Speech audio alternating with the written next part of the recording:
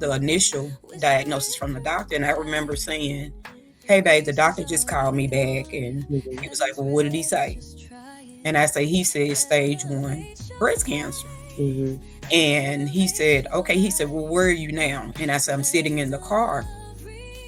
I just dropped Allie off. I'm sitting in the car." I, Mm-hmm. so he said, "Well, what are you getting ready to do now? You getting ready to come home?"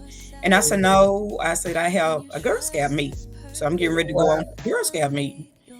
And he was like, "Well, okay." Then he said, "Well, I'll see you when you get home." Mm. Okay.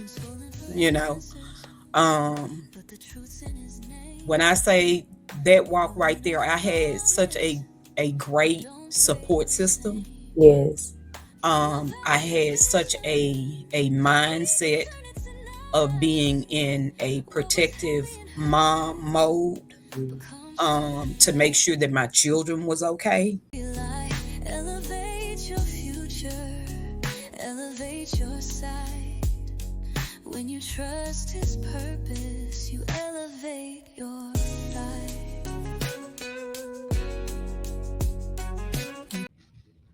Hello, hello, Elevate family. Thank you so much for clicking this video. You are going to be so inspired from today's episode.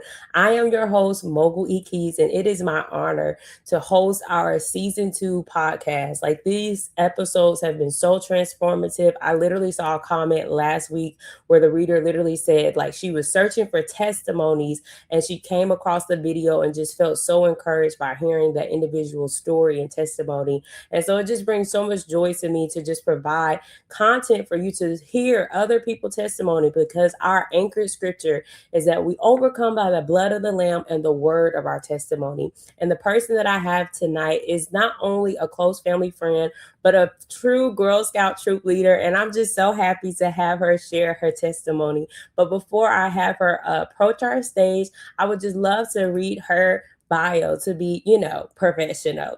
So, Mrs. Teresa Williams is a leader, a breast cancer survivor, wife to Pastor Thaddeus Williams, mother of 4 beautiful children. She earned her bachelor's degree in social work in 1990 from the I Love Jackson State University, where she is licensed to practice in the state of Mississippi in social work.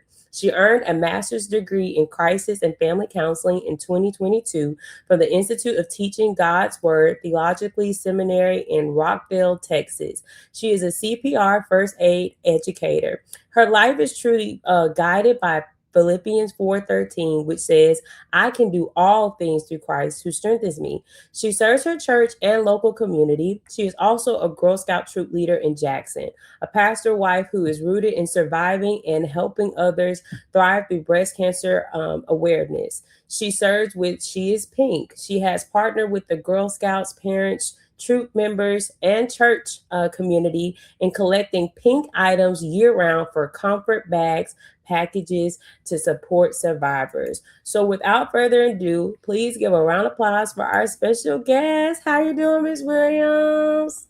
I am awesome. Thank you so much for inviting me. Yes, ma'am. Thank you so much for just sharing your time and your testimony. Like, I grew up seeing you, during the cookie season, and now I just feel so honored to just have the opportunity to just formally hear, all the things that God has done for your life. So I am so ready for this episode. Are you ready? I'm ready. I think I'm Awesome, ready. I'm awesome. ready. Yes. So each episode for the podcast, I always ask our guest speakers, I always ask the question, like, what is your come to Jesus story? So how did you become saved? My come to Jesus story is I did probably what everybody that's yay high will do. My cousins and we decided that we would go we would go together, and if we're gonna do this, we're gonna all do it together, which is what we did, and that was when I was probably about 8 years old, or whatever. When I got to a point in life where my walk was a little different, my belief system, a little bit different, and all of that. Then, Mm-hmm. of course, I rededicated my life again to Mm-hmm. Christ to make sure that I'm doing what I need to do, and that Yeah. I'm able to, lead, guide, direct my children along with my husband to make sure that they are, covered as well. Awesome. No, I actually would. I rededicated my life as well because, like you said, it's more of like that seriousness. I was Yes. saved young. I grew up in church, but then it was like when I got a teenager, I kind of felt like a hypocrite. Mhm. I'm sassy, but I say I'm saved, and we need Mhm. to just fix the attitude, okay? Yes. So, would you say that you grew up in church, or was like your background in faith? Did you have role models that showed you what a lifestyle of a believer looks like? Grew up in church, mostly auntie did a whole lot of the church thing or whatever. Mm, I am the daughter of a teen mom. wow. So I kept up with my mom's age, and I still keep up with my mom's age, although she's gone on to glory. Mm, She was 15 years old, so that's how I kept up, with her age or whatever, right. add 15 years to mine or whatever. Mm. So basically, raised by my grandmother, I am a grandmama's baby, true and true. Uh, Yeah. both gone on, but I just, and I tell people, and I had to reach a point, I guess, later on in life because I was very angry about it at the beginning because I didn't stay with my mom. I stayed with my grandmother. Um, and I got to the conclusion that prior to my mom's passing or whatever, came to the conclusion that the Lord provided me with two great moms. Wow. One who absolutely taught me how I needed to live, how I should live. The other was the opposite or whatever. Mm. But it was a blessing because you learn from both, Wow. or whatever. And so it was my auntie that did took us to church and Mhm. all of myself, her children, other cousins. So that's who we looked up to. Yes, that's so good. And I hope that encourages a listener, especially knowing that, it's not always the person that brought us into the world that will Right. bring us to the word. It's sometimes a relative, it's sometimes, a community leader, but we should be intentional to look in our households and make sure that everyone has at least the opportunity or a chance to say that they were introduced to Jesus. And I think it's very graceful of your aunt to know like you are not her biological child, but Mhm. she still wanted to give you an opportunity to be in an environment that will cultivate eternal peace, eternal Yes. life, and in your later years, which will provide eternal healing. And Yes. so I just think that that's an amazing testimony. And even though, like, from having a teen mom, you still respected her as your mom and referenced, her existence, because there are believers that are still holding grudges with the fact of how their life started. I always Yes. tell people like you can't pick your parents, but you Yes. can choose the path of life that you go to. So, Yes. with just pointing that out, because I think that you will provide some wisdom for someone that may have some, hatred or anger because of just like not having that traditional life.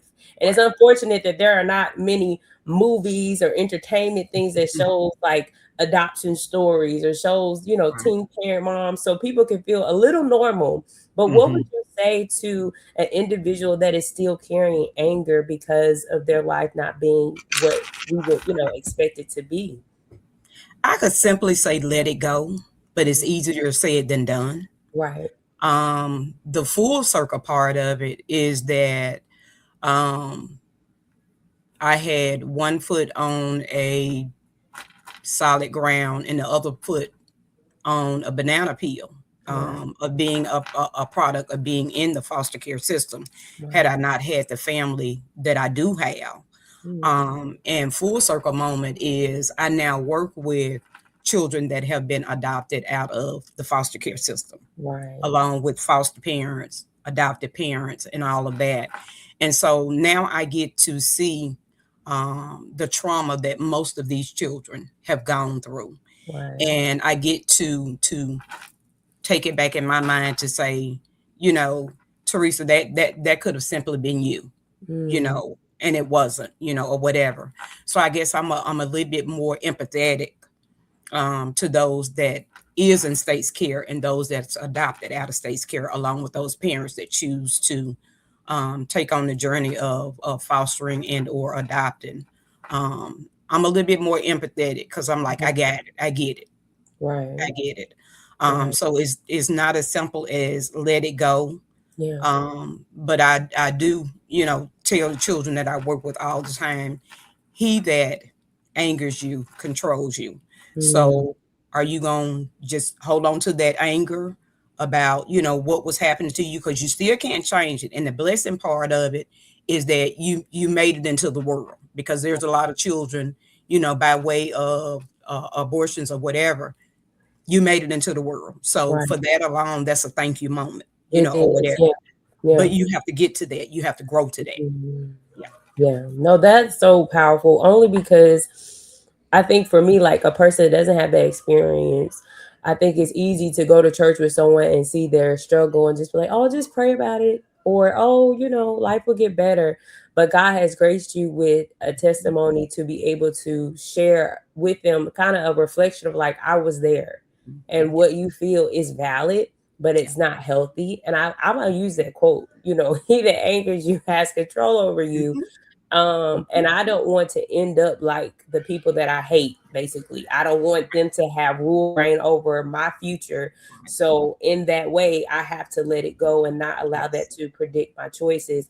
And so I just think it's an amazing part of your story to know that you are in the field doing the work. You didn't get bougie and just be like, I'm good, I'm healed, I'm safe, I got my family, I'm married, I got my children, but you are in the field working to help save children from falling short of their potential due to the way that their foundation was started. So before I get into like your testimony, can you share briefly like, did God give you a dream, or how did you even know to pursue this career field in social work? You know what? I don't know. I just know that I was not a child that wanted to be a teacher. Mm, Although I had some wonderful, educators that I loved dearly or whatever, but I never wanted to be a teacher. right. Um, but I've also always been a helper. I've Mm, also always been a servant. If somebody needed help, I was there ever since I was yay high, right. or whatever.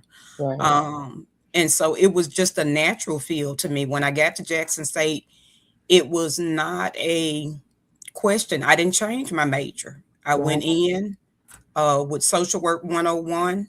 I came out 5 years later with Social Work 101. So I Wow. never did change my major. I never did. I That's what and so that's what I chose. That's Or good. whatever.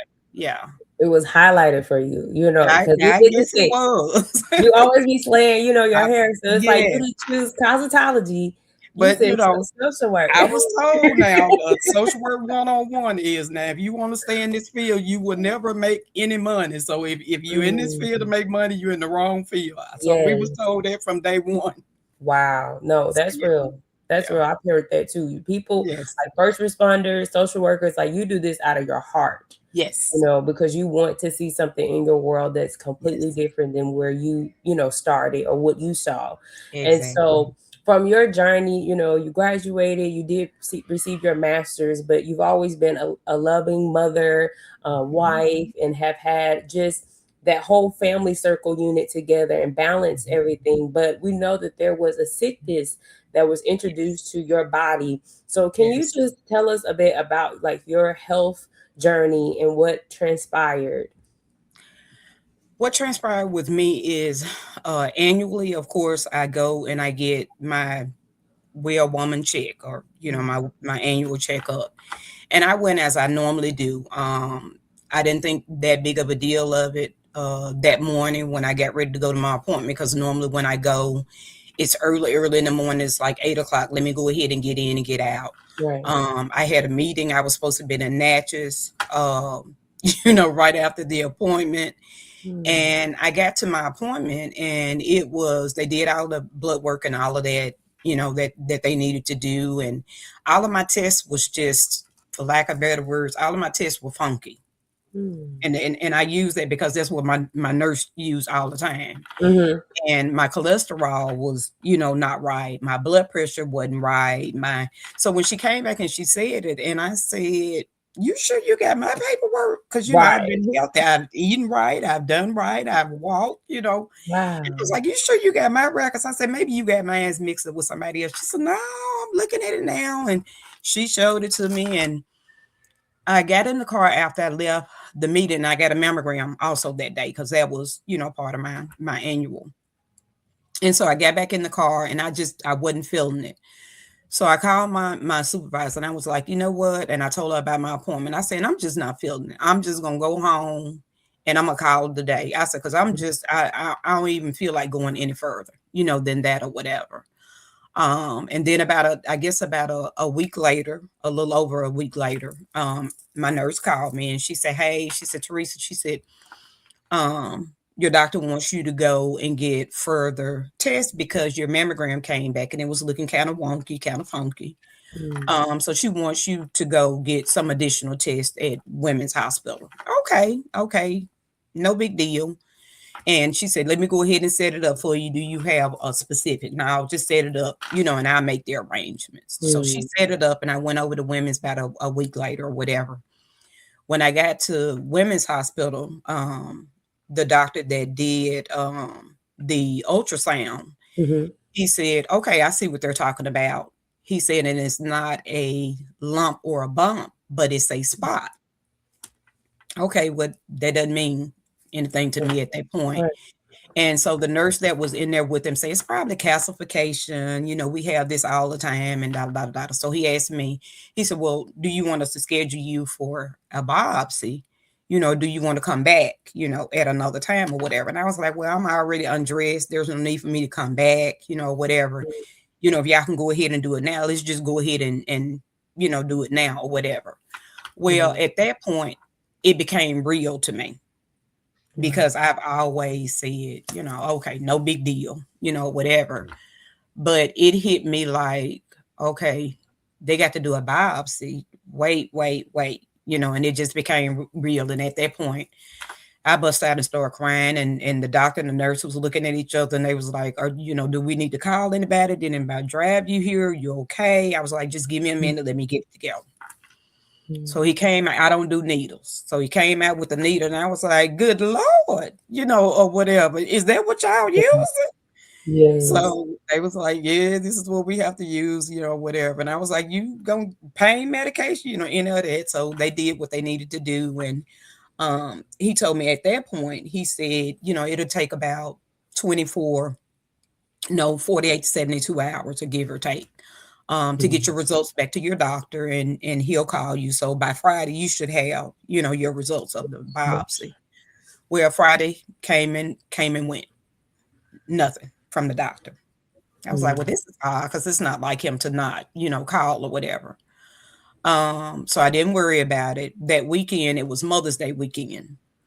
And I made the assumption that my doctor had said, I'm just not finna mess up her Mother's Day weekend. We're just gonna leave this alone and we'll call her on Monday. My.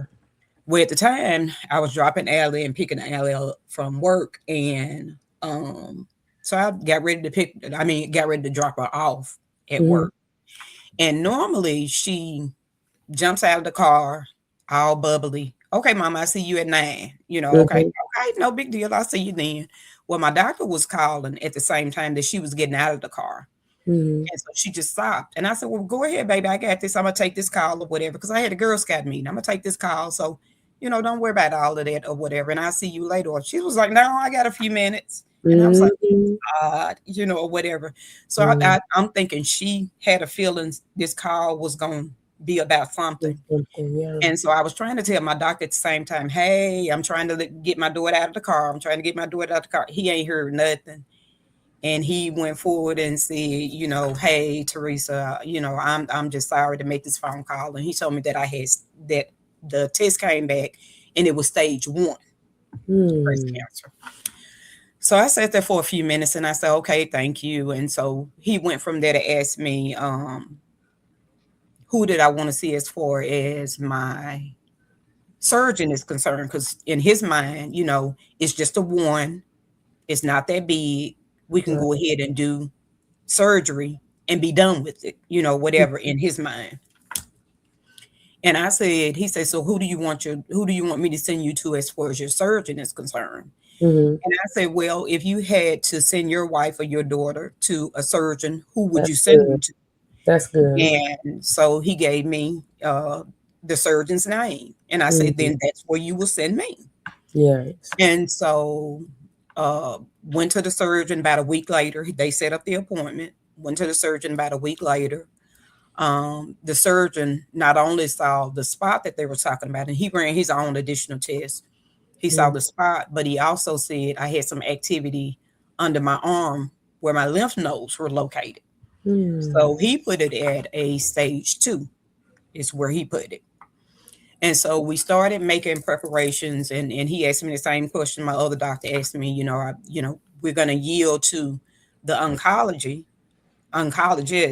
Mhm. So who do you want to go to, as far as oncology is concerned? Mhm. And I was like, I've never been to the oncologist before, so I don't know. So if you had to send your daughter, or your wife to an oncologist, Mhm. who would you send them to? Yeah.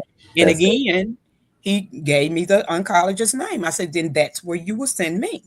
Mm. And so he made preparations for my port to get in, because I did have to have a port put in for my chemo. Um, he said, I'm going to yield, and we're going to go ahead and set up your appointment for the oncologist. And when she gives you what her treatment plan is going to be, or what their treatment plan is going to be, then she'll let me know when it is time for your surgery. Because more than Mhm. likely, you'll go through chemo and then you come back for your surgery. Okay, no big deal. Mhm. So that's basically how we started the journey. Mm. So we did saw the oncologist. We were supposed to be going to Disney World that year with the church. And so when I saw her in May, I explained to her that we had a trip planned. And she said, well, what is your trip? And I told her when the trip was, because it was supposed to be like the end of June. Mhm. And I said, can we just hold off and start in July? And I remember my husband saying, girl, look, you have seen enough of Minnie and Mickey over your lifetime. You ain't got to see Minnie and Mickey no more. We're not going to Disney World. And I'm Oh. thinking, I said, but I've never been with the church. Man, Mm. the Girl Scout troop have been about 4 times. Right. He said And that counts. I was like, I had my mind set on this trip or whatever. So Right. she set it up, and I had my first chemo treatment um in June. Mhm. So I had 6 treatments of 4 medication, which means that every time I went every 3 weeks, there was 4 medications. So there was 4.5 hours Wow. every 3 weeks. Um, Out of all of the times that I went, I only had an allergic reaction with just one time or whatever. Mhm. The rest of the time, I went and I took my work with me.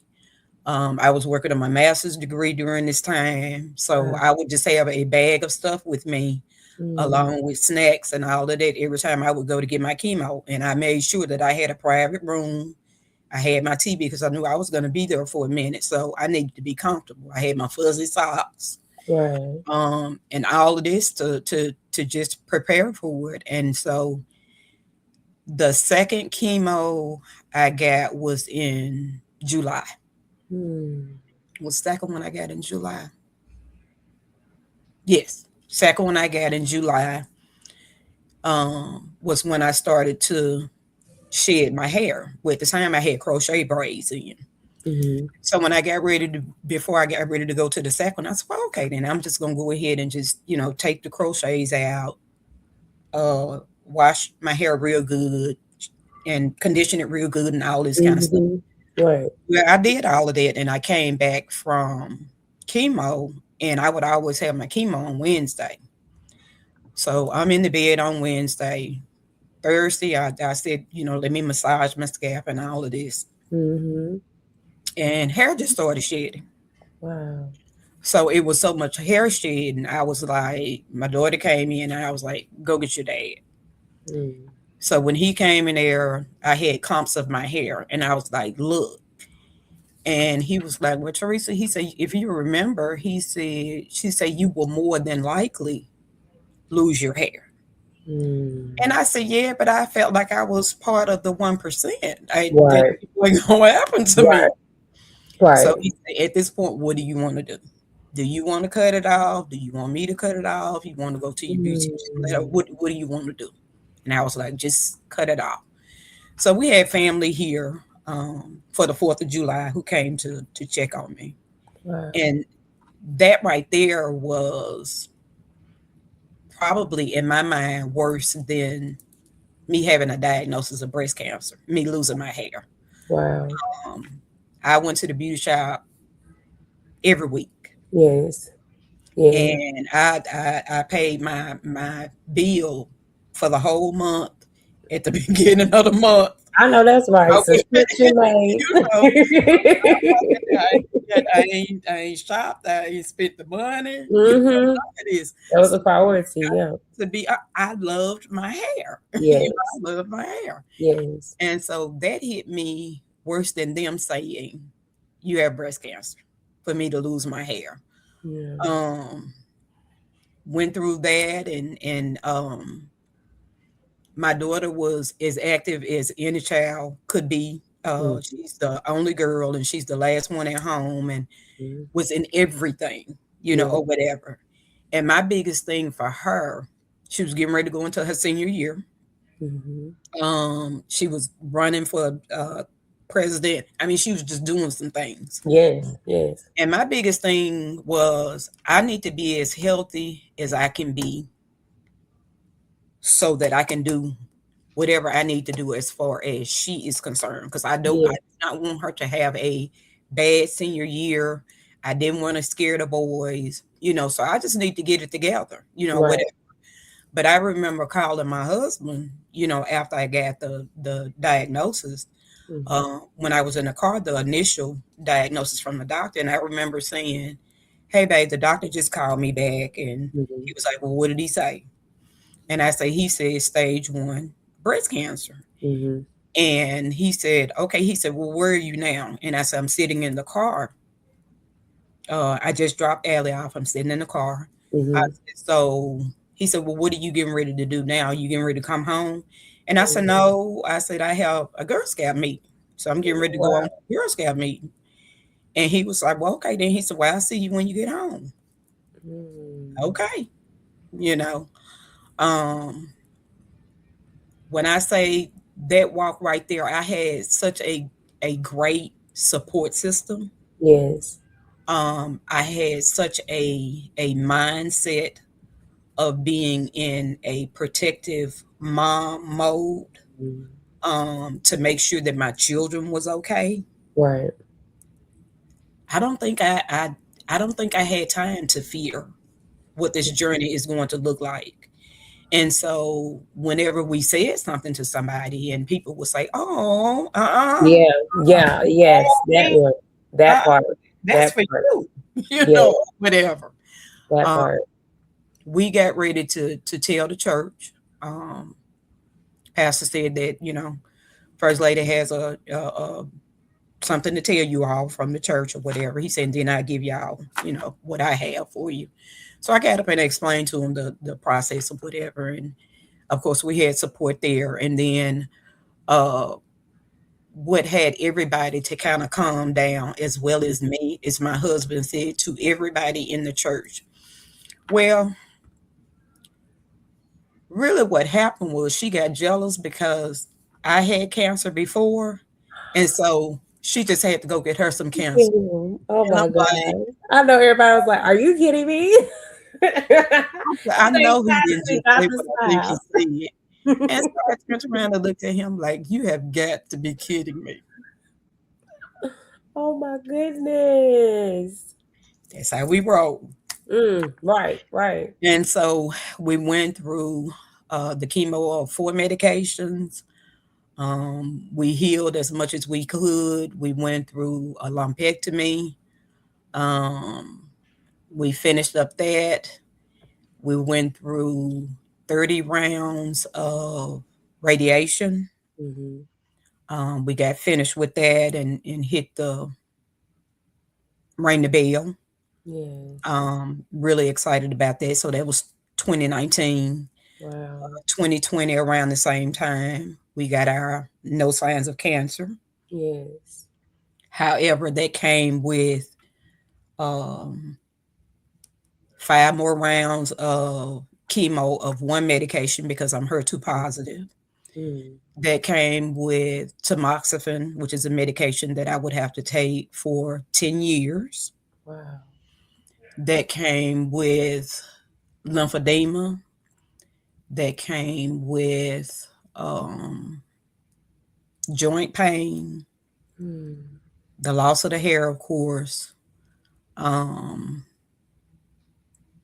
loss of appetite, Wow. loss of weight, um, just a whole bunch of stuff. But I never did stop working.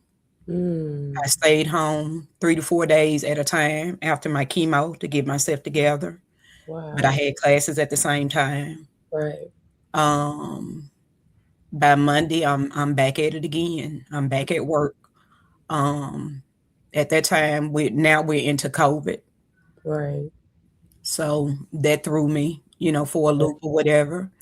But I kept people out of my office. I had Right. plenty of masks, and I did what I needed to do to protect myself. And of course, my president and CEO was like, Teresa, you do what you need to do for Right. yourself, That's or good. whatever. So everybody respected that right there. Matter of fact, they wanted to push me out the door for me to stay at home, and I was like, no, mm-mm, mm-mm. Mm. I'm gonna roll on. We got this. And out of all the years, and out of all the people, that lost lives because of COVID and all of that, I have not had COVID, not a one time, Thank you, Jesus. not Yes. exactly. And so, and right now today, I still have some of the um, after effects of chemo and radiation, Mm. but we roll on. We roll on.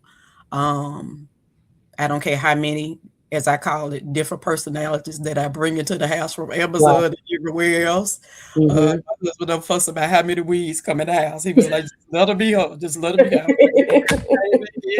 He was like, just leave her alone. Yes. So Yes.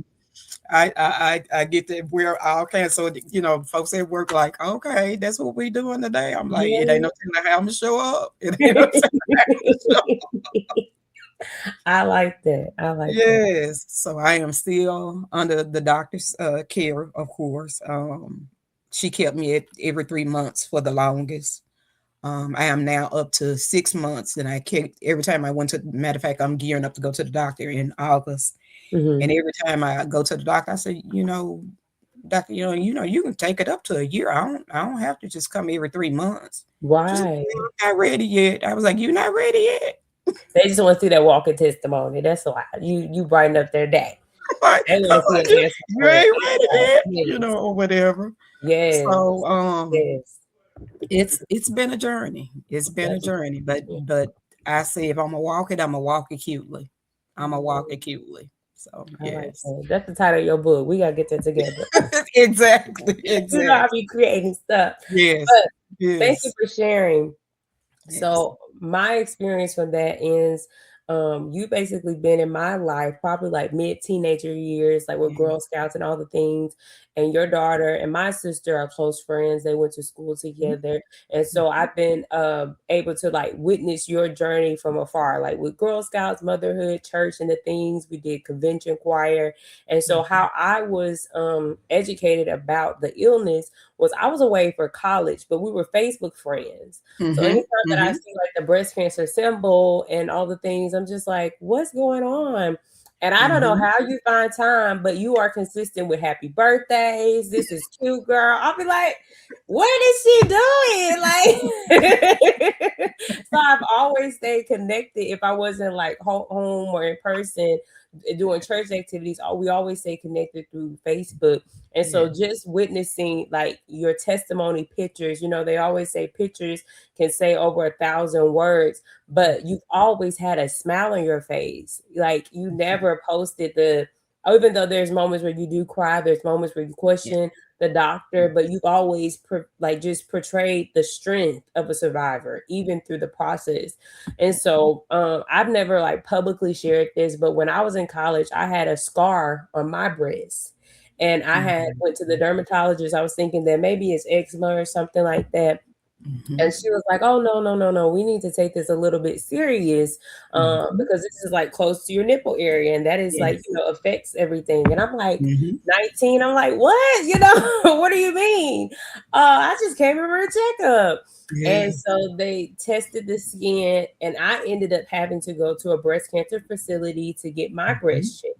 And I'm Mhm. like nervous because all I could think about was, if they find a tumor, if they find something, then boom, the next step is Yeah. this. So of course I'm praying. I ended up going to the facility after class, but when I saw women in one Mhm. space, some just, waiting on results, some actually going through it, I Mhm. began to pray because it was more so like this is a real thing, a part of life. Yes. And a part of being a believer is having the faith to believe in miracles and do Mhm. the impossible. And I really Mhm. believe that God allows me to have, I call it like introductions to certain things so I can get revelations. And I can also have empathy for a person that says, I was at work and I had a doctor's appointment and then boom, they just scared me with some news. I have Yes. had that experience, but thankfully the testing was negative and it was just something that I needed to fix within, personal care, cream, Right. and all the things. Mhm. But I still Mhm. cannot forget what I experienced, Yes. them having to test and all the things and seeing your body on an x-ray. That to me, Yes. and so the way that I view my faith in God is literally faith is the substance of things hoped for, the evidence of things not seen. You see all of Mhm. these medical exams, but you Yes. have to say in faith, I don't see that, Right. I see Right. healing. And so when you were sharing your testimony, one thing that really stood out to me was that you did not allow people to have this like just emotional attachment as if you were about to leave. Right. I think it kind of reminds me of like the story when Jesus went to go heal the young lady, and they were all like, she's dead. And Jesus like, get out of here. Wake up, get up, girl. Matter of fact, not only Mhm. was she asleep, but y'all need to feed the child. She Right. hungry. Right. Right. I think need more believers to have the authority, the Yes. authority, the authority, the authority. We have the authority to cast out devils, to Yes. healing. But I don't know why the church has gotten weak in that area and we have Yes. allowed diagnosis to deem our faith. And so Yes. I just am so grateful that you're able to testify a survival story because we know God is good in all details and all things. And to have this experience when you shared your testimony like to your church and people saw you every day from at work, would you say that that was an opportunity for you to witness to others about the goodness of Jesus? Or what Yes. did your experience allow you to do as far as reaching people who may have been like scared to talk to you? Whether that was like the hospital work or even just in your church in general.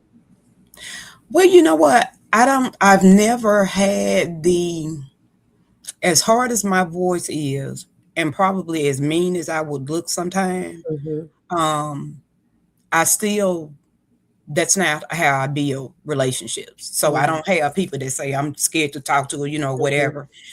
What they scared of is what I'm gonna say. So I Right, always tell people now, if you're gonna ask me something, just wait for the answer now, because right, just be ready for the answer. right. So I've always been that kind of person or whatever. Hmm. Christian is in the name of the agency in which I work for. So I Right. feel like if Christian is in the name, I get to talk about Jesus all day. Yeah, That's my version. Although we receive uh, everyone. public dollars from the state or whatever, and there's a Yeah, such thing as church and state, whatever. yeah, I say Christian is in the name of the agency I work for, so I get to talk about Jesus, or yes. whatever, and they laugh, and I go on about my business. But the one thing, no, I'm not going to allow anybody to give me the poor me Mm-hmm. story, because that's not what I'm here for. That's not why, I told you what it was, whatever. My director at the time, when I told her about it, Mm-hmm. because I went to my president CEO first, and I Mm-hmm. explained to her what was going on, and she was the first one to holler, "Oh, Teresa," and I Mm-hmm. said, "No, Jamie, mm-mm, mm-mm." I said, "I simply came in here to tell you that because it is for informational purposes, Right. or whatever." And at that point, FMLA, she said, the only person that you need to tell anything about is the human resource person. She said, Mm. if you choose to tell your director, that's your choice, but you don't have Mm-hmm. to tell. Okay, then so I went and I told my director, and of course she got the, "Oh, you so strong. This is not what this is about. This is not what this is about." Any big event that we had, or whatever, I did what I needed to do to make sure I was strong enough to be around, children, because I still work around children, Right. adults, because I still work around adults, whatever. I had chemo on one Wednesday, and we had an adoption camp that weekend or whatever. And one of the children Mm. said, "Miss Teresa, I bet you can't beat me." And who can't beat you or whatever. And I remember racing the little girl. She was like, "Let's go again." I was like, "No." And then I Mm. thought about it later. I was telling my friend girl, but I was telling her about. She said, "Are you losing your mind?" I said, "No, but if I had lost my wig," Right. Oh my God. She's so was like, "Are you kidding me?" I was silly. like, "I just thought about that. What if my wig would have come?" Mm, She was mm, like, "You mm. know what? I'm done. I'm just done." But I did a lot of. I love to laugh, or Yes. whatever. And I laugh at the craziest stuff. And everybody that know me, they know my facial expressions. They know I'm gonna say something crazy, whatever. Mhm.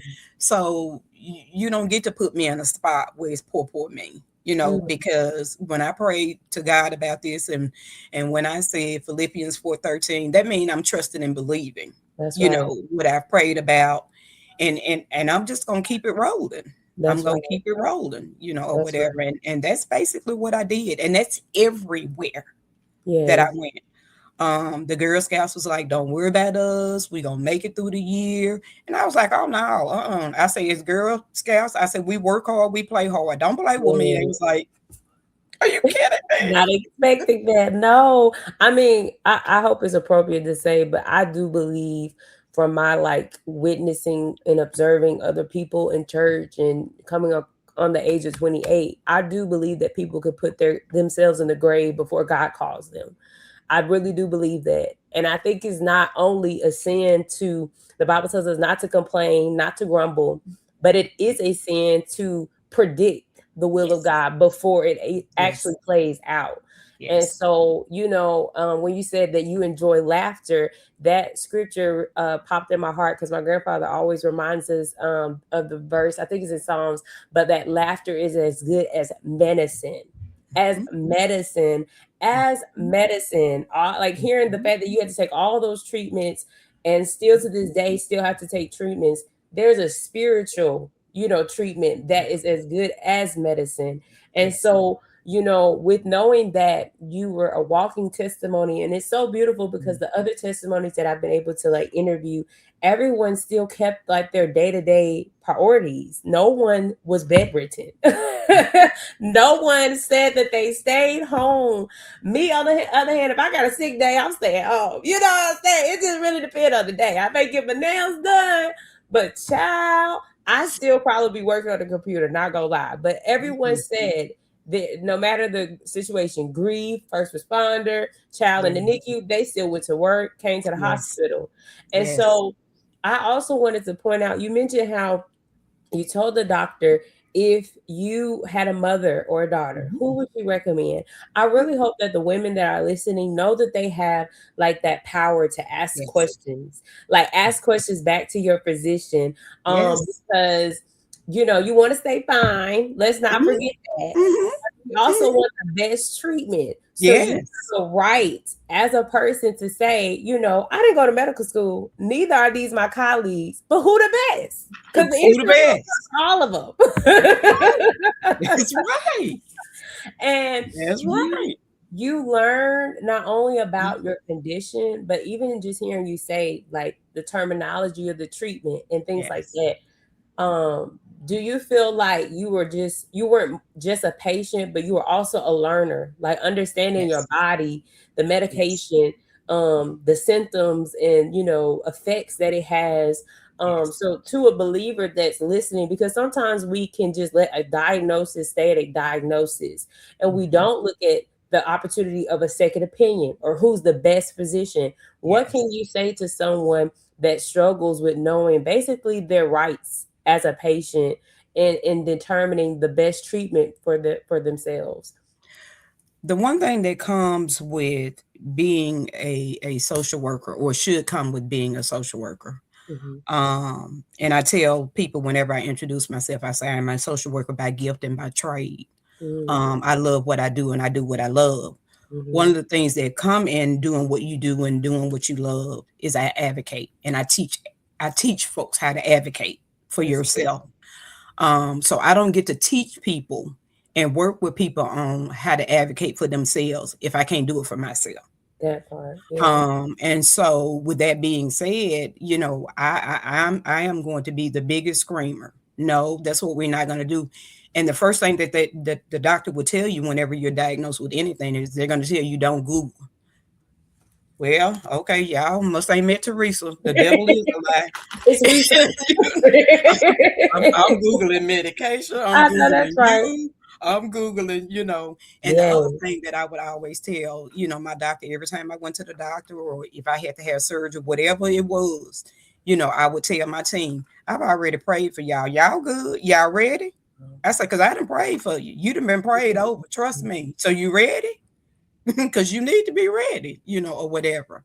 And I would go with that. And that's what and right now today, I tell folks in a minute, I'd have prayed over you, baby, you Mm. know, and I keep going or whatever. But you got to be able to advocate for yourself for whatever services. Yeah. I remember one of my chemos and one of the newer nurses came up to get me and was going to take me back to set me up for my treatment. And I remember passing by all of um, the private rooms. Mm-hmm. And so finally I asked her, I said, sweet baby, I said, oh, where are we going? And she said, oh, we're going to go to the back. I said, to the back where? Mm. And she said, to the back where I said, you talking about to the back where the curtain ain't nothing separating you but the curtain and I sit in a chair. That's where Mm-hmm. you want me to go. Mm-hmm. She said, she said, is it that big of a deal? I said, baby, let me tell you about me. I ain't going back there to sit by nobody curtain. I Right. said 4.5 hours. I am Wow. going to have a private room like I do every time I come in here. I said, now Yeah. I don't know who you are, Right. but you ain't taking me to the back. I said, so what you gonna do with all of the rooms that's up front? If you take Mm-hmm. me to the back, what you gonna do? Who you gonna get those rooms to? Hmm. And so my nurse came up. She heard my voice. Yeah. She looked at the nurse and she said, I got her. I got her. I'm not a person to complain about anything or Right. whatever. But if I feel like I need to advocate, because why are we passing by all of these? And my appointment is at 8 o'clock and 8:30, baby. So what you Right. gonna do with What's the rest of wrong? your rooms? Right. So I felt some kind of way, Mm. that you taking me back there to sit in with any. Empty. Yeah, you need supervision. I want to be close to the nurse's desk I than need to far be close to the away. bathroom. I Right. need to be close to the nurses. Right. I was like, no, I'm not going. I'm not going to the back, baby. Mhm. Mm-mm. Mm-mm. Yeah. Yeah. So, That's but you need to know how to advocate for yourself. Whether it's an issue with medical, um, personal life, whatever it is, you need to be able to advocate, for yourself. But you can't do that if you're not trusting and believing. right. I have survivors right now today that fear that their cancer will come back. And I told her, I said, baby, I ain't giving cancer no invitation to nowhere. I'm Mhm. not sitting here waiting. I said, if it comes back, I'll deal with it. I Mm. say the Lord and I would deal with it just like we did the first time. Of I say, but course. I'm not Right. waiting on it to come back, Mm. or whatever. So, mm-mm. Yeah. Yeah. We gonna roll on. Right. No, that's a Yeah, key word, advocacy. yeah. And I think, there's this thing, I don't know where it came from, but some believers have this thing of like, you're not supposed to pray publicly. You're not supposed to speak up loud or be, you're soft spoken. Or women, they love to quote that verse, women shouldn't say anything. But listen, the God I serve, the book The I one I read, serve, the the book one I I serve. read, I don't know which one you read. Okay, which chapter you picked up? But in the Old Testament and the New Testament, advocacy for all his children, For no all, matter gender. for Okay, all. you're spoken for, and I have Yes, authority and the ability to speak what he has told yes. me to speak. And so, what we have to take is ownership of situations because Mhm. I heard this in a sermon recently. I went to a women's conference and she said, some things are authorized by God to test our faith in Him. Some things are not authorized. Some things that come as tension, confusion, some things are sent by the devil, but there are some things that God authorized, like, yep, I co sign, you can test that and Yes, have faith that you're going to pass that test. And we yes. can see that, in the example of Job, a lot of people brought that up. But like from your spiritual walk, was there a routine that you developed? Did you walk and pray? Like, how did you keep your spirit built up? I'm a music lover. I Mm, love to listen to music, yes. all genres. um, so at that time, and I'm trying to think. Mary J. Blige was a Hmm. favorite of mine. Yes. Uh, I sang "Fine, Fine, Fine" I all do day that thing long. just fine as mine.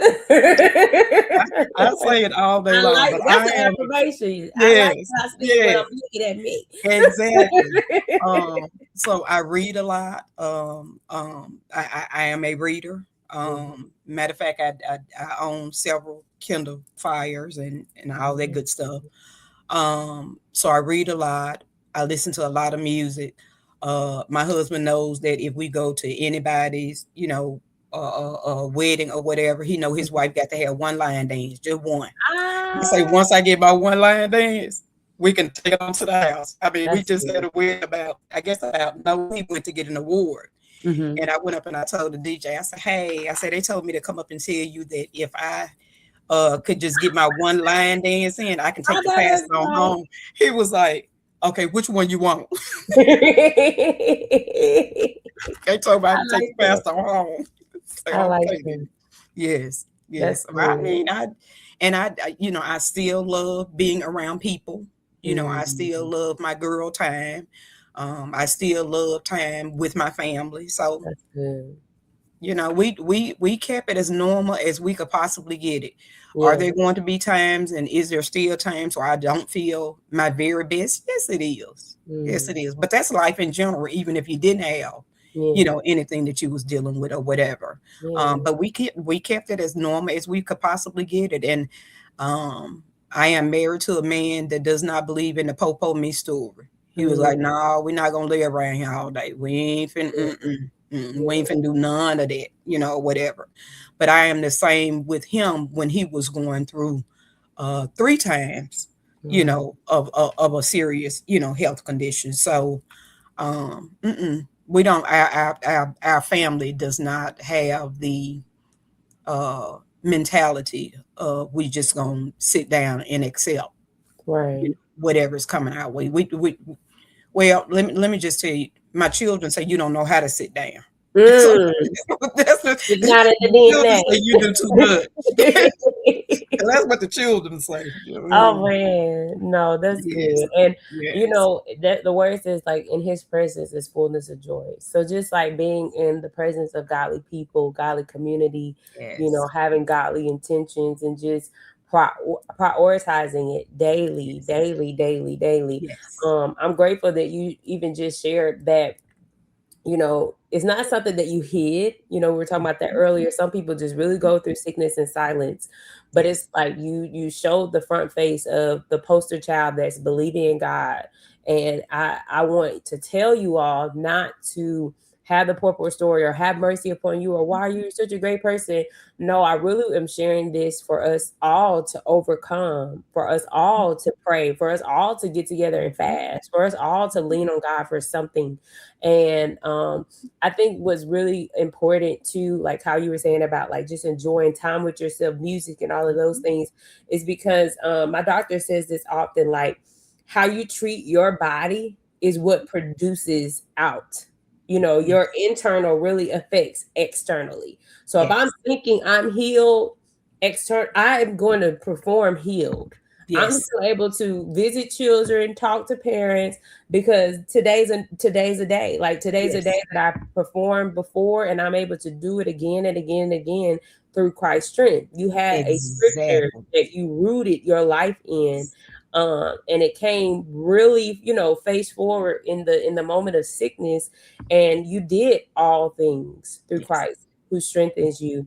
And I know that we're gonna have to get Pastor Williams to join the conversation because I have some questions that curate with marriage, sickness and health, and how there are singles that need to be very particular about their spouse, because there are moments where he not gonna always be fine. There's moments. That's it. And That's so, it. but I That's would it. like to ask you, for listeners who may question, God, why me? What would Hmm. you say to an individual that is facing that, God, why me? My favorite saying, why not you? Hmm. Why not you? What makes you so special that you shouldn't have been the one that was chosen? Wow. Why not you? Wow. And the other part of that is, I feel like he gives it to the strong ones. Trust Yes. me, Yes. for a time such as this, Yes. or whatever. But anything that you go through, why not you? Yes. That's So good. that would be my favorite, and that's my favorite saying for when people say it all the time. The other part that I would get people that will text me or they'll call me and say, Teresa, I just found out, so and so has, breast cancer. Can you call her? No, I cannot. Hmm. No, I cannot. And I say that because that person may not be ready to have that conversation. Wow. You're ready to have that conversation. That doesn't mean that the person that has that diagnosis is ready to have that Wow. conversation. I said, so I tell you what you need to do. Give them my cell number and Hmm. tell them when they ready to talk, or if they should have questions or concerns, tell them to call me. That's good. It's a billion folks that has my cell phone number because it ain't changed in 22 years. Years. So Yes. with that, with that being said, tell them to call me because everybody is not Yes. ready to receive. Yes. Everybody is not at the same. You know, they everybody's not a Teresa. Yeah. Everybody don't. I don't have no issues with answering the question. If I can answer the Mhm. question, I'm gonna answer the question. But Right. everybody's not like me. I That's I true. know folks that kept it a whole secret. Yeah. And so when I started talking to people and I said, and they say, well, I'm a survivor. No, I didn't know that. Right. I said, I've been going through this a whole year and you've never said anything. Oh, I thought Wow. I told you. Uh-uh. And as you say, I'm loud and proud with mine. Yeah. Yeah. I'm pink all over the page. you Yes. know. Yes. So, but everybody is not like me. They know Right. the month of October. They know they may as well give me the month of October off because To I'm yourself. rocking it, I'm Yeah. rolling, I'm dancing all 31 days. Yes. Yes. So, but everybody is, everybody, you got to process. And one of the things that the folks on the airplane say, put your oxygen mask on first, because you can't help others They if say you that. can't breathe. Yeah. You don't get to help anybody else if you yourself can't breathe. That's good. Yeah. That's good. I think that that's, suitable for someone that's going through sickness, or even just a relative to someone that is trying to fight. And I think one thing that helped me whenever I witnessed like my mom go through like even giving birth to my youngest brother and having, complications with that, or even just seeing recently an aunt have a stroke, was just knowing like God gives them the strength to endure. And we can only receive the strength if we ask And Yes. he wants us to ask. It's unfortunate that there are some people that go through sicknesses and then they separate themselves from the church. And then some churches don't have outreach ministry, so we forgot Yeah. what happened. Yeah. And so, to be intentional, and I hope my prayer with this like season is that people are encouraged to testify, tell the goodness of the Lord, to share what God has done for you or a relative, and know that because He's told you, you should tell others what He's done for you. Even, in the results when there's loss. If they had a relationship with Christ, there's eternity in heaven of healing, eternity of peace. And I don't think we have enough believers that are bold enough to say, God still did this. I still Yeah. trust Him. And I just hope that that changes, especially in the current climate that we're in our world, in our leadership with health crisis rising, or even changes in hospitals to where people are having problems with getting medication and things like that. Now you need to lean on His unchanging hand. Mhm. And so the last thing that I'll have to ask, and because I'm all about, and then this is our psychology brain, and our field. With you gave practical tips, but one thing that really came key to me for someone, because I think I stayed in partnership and relationship with you through Alex, and Mhm. through Facebook, because there are people that just want to touch and hug you, and it's like, I did y'all not hear I've been in the hospital? you know what y'all don't get, but we think touching and hugging is healing, and we want to bring potlucks and a whole bunch of dishes and, oh, pastor, who gonna help?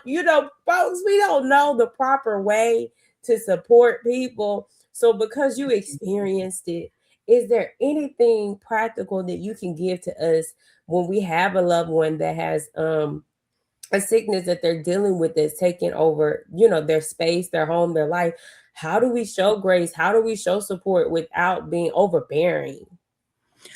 One of the things that I found, as I was going through, and I started to gather in my mind, and pray about, Lord, how you want me to do this? What do you want me to do with this, or whatever? And that's how we came up with the pink items, Mm, to fill the baskets or whatever.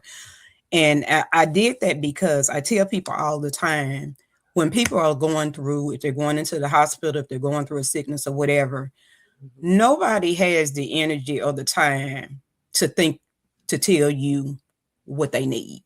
And right. I'm just being honest or whatever. We tend to ask people, well, what you need? Mm-hmm. Well, that right there is going to take away from, the energy, all the energy that I have that day. This is all I got to work with or whatever. Right. I said, so if you're going to do anything, communicate, take food by there if you need to, take gift cards by there if you need to.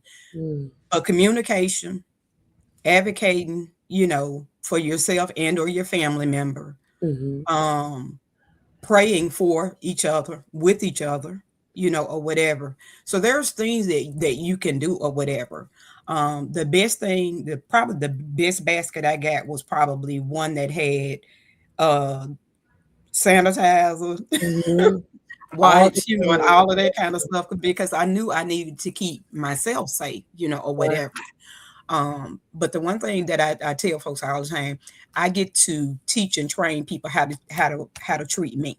So Mm, being as I get to do that, then yeah. that means I've got to use my voice to say, no, no one can be in my office at this time.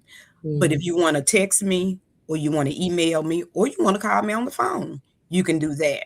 But right. no, you cannot come into my office now. My office right now today has one chair, and my Right. purse sits in that chair, Period. because I Right. don't want you to come in and think that you're going to sit for a spell Mm, in my office, or whatever. Because I've got to, breathe this air and that type of stuff. So you learn ways to make sure that you're taking care of yourself, but you also have to learn ways that you can take care of your loved one. mm, I remember this last hospitalization that pastor was in. I had to ban people. mm, I had put it out on GroupMe. Pastor's not getting. He's not taking any, visitors. yeah. His system is low, it's knocked down, and Yeah. we trying to bring him through. And so Yeah. I had to make a decision as a wife. You Right. know, this For is his what we well being. Yeah. did. We have some folks that come up there and desire to visit anyway. Yes, we did. Mm, Did I turn them away? Yes, I did. yes. Right. A no is a no. Yeah. Yeah, that's good. I think that that's important because in wellness and sickness, their boundaries are still appropriate. And Yes. we have to realize like sterilized spaces are real. Yes. Food that is clean and properly cooked Yes. is real.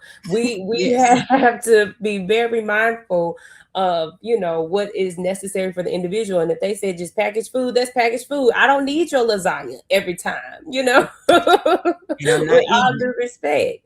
um but I remember I was working at Saks Fifth Avenue, and my coworkers, well, my manager, she was dealing with cancer, and they hired me to assist her. And just seeing her, she too had prior long hair, it. but she had to wear wigs, and so just seeing the beauty, difference and things like that, and she just was so skinny. But one thing that I Mhm. realized when she would come to work is she just showed up for work. She still That's allowed it. people to use her. She still dressed the best. She may have had a little appetite because she Mhm. had treatment, but she still moved. And so the Mhm. Lord really brought that to my attention, because I think through education, through Yes. experiences, people can know how to treat people that are just going through a moment of diagnosis. It's not Yes. detrimental. It doesn't change the world to Right. literally stop the world. If their world is keep going and their family is moving through this process, we should be on the same bicycle and say, I'm traveling with y'all. Let's do this Exactly. together. The only thing that's changing is like visiting the doctor and Mhm. food and boundaries, Mhm. with visitation and things like that. But God is still present. And I So just pray present. that people that watch, these episodes, go back to the Mhm. Bible where God did heal people, where he did allow Job to suffer. Job did nothing to cause that, because some people, I realize, like healing delivering ministry, they educate people about generational curses and things of that nature, but some things Mhm. is not a curse. Some Some things things is not a curse. chosen for you to overcome. I think it's in Matthew where it was a lame man, and the disciples asked Jesus why is he like, did his mother or father do something? I have to find that scripture, but Jesus literally said, no, this is for my glory. That's And it. so I just want people to keep their minds renewed and not lose faith, but really just seek God for, like you said, you pause and you ask God, how do you want me to handle this? Mhm. That is just so powerful, because that shows that you have a partnership with him, to just be like, Yes. Father, what's your will? What's the right Yes. way to do this? How to Yes. steward a sickness? Wow. How to really pay attention to Yes. what I tell people. I was just singing praise and worship on my way to work. And do I still sing praise and worship to work, or am I cussing? Am I cussing you for doing this to me? What am I doing, Lord? No, Lord. Not your story. And so I just really have enjoyed this conversation. I feel like, as an adult woman, it's like you get to really see people in their true, authentic stories. All I knew was the cookie lady, my troop leader. Save me some truffles and some dusty dogs. Miss Williams, we on the way. And you still had that energy, Still rolling. chemo. Yeah. So I always ask my guests this, because the beautiful thing about this, I always interview for this particular project believers. And so, is there anything, you share all of the things that you felt was a great response to my question, but is there anything that you have as a closing to the listeners that you just want others to know or just be aware of?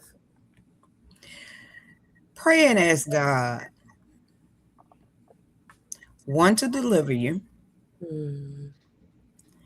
and that what you need to keep in mind is what you're feeling for yourself or what you're going through as far as you're concerned. Hmm. Sow that energy into someone else and watch God work. That's good. If That's you're sick, go visit some sick mm. and pour some energy into them and watch God work. Amen. That is Because so good. if you're doing all of that, you don't have time for the poke on me. Mm-mm. Mm-mm. Sow it into somebody else and be intentional about it. Wow, that is so good. Thank you for sharing your testimony. Thank you for sharing those words of wisdom, and just wearing what you say, doing it pretty. You did it pretty. You're doing it pretty. And I love to just keep relationships. I'm so grateful that our relationship is grown. Alice is such a beautiful adopted sister of mine. I still remember when we had helped her for her pageant. You had your pink tracksuit on, and you helped your baby with her pageant. That's how we come. That's how we roll. That's what we do, And so, And they're looking at me like, "You'd have been to chemo today." I have. yes. And you showed up. You I text have. me. I'm on the way. I'm like, okay, she dressed. We did hair, makeup. She ready. That's what we do. That's And what we so do. that's Yes. walking by faith. And Yes. I will be, partnering back with you all to do something special for both of you both, to just share both of your testimonies. But I just Awesome. hope that the listeners are encouraged, and if you feel led to donate to the Pink Project, I will put contact information in the description just so you can support that mission, because it's so needed to just help those that are Yes. needing assistance through their journey of healing. So I appreciate you guys as my cousins in faith to continue to keep the faith and know that if you elevate your faith, you'll elevate your life.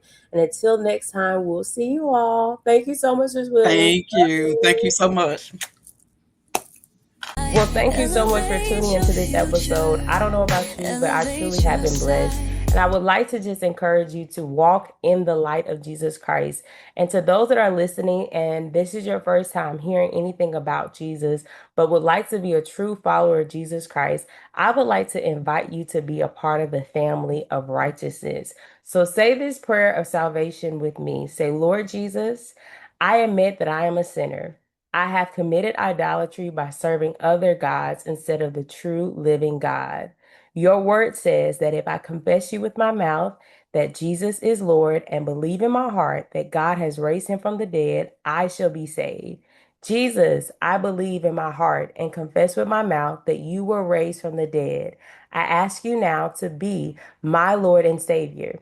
I thank you for forgiving me of my sins. I thank you that I now belong to you and I am a part of the family of God. Reign, rule, and have dominion over my soul. I am a child of the King. Congratulations, fam. You are a part of the family of righteousness, a royal priesthood. Heaven is rejoicing.